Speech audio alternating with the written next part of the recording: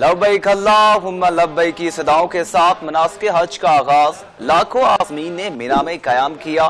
عازمین آج رکن اعظم وقوفہ عرفہ کے لیے میدان عرفات پہنچ رہے ہیں۔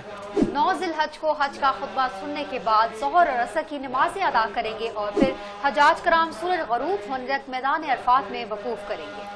اذان مغرب کے بعد نماز پڑھے بغیر حجاج کرام میدان عرفات سے مزدلفہ روانہ ہوں گے۔ مزدلفہ میں حجاج کرام مغرب اور عشاء کی نمازیں ملا کر پڑھیں گے۔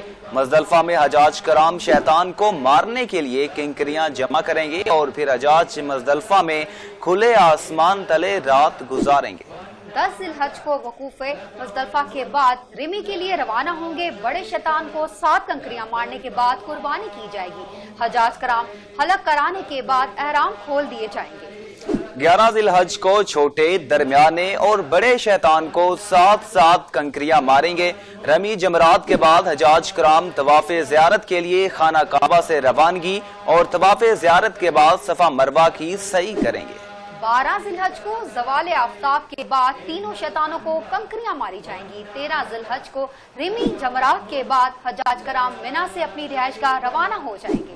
حج کے رکن اعظم وقوفہ عرفہ کے موقع پر دنیا بھر کے مسلمانوں کے لیے خطبہ حج کو اس سال 35 مختلف عالمی زبانوں میں ترجمہ کر کے نشر کیا جائے گا تاکہ دنیا بھر کے لاکھوں مسلمان براہ راست اس پیغام کو سمجھ سکیں۔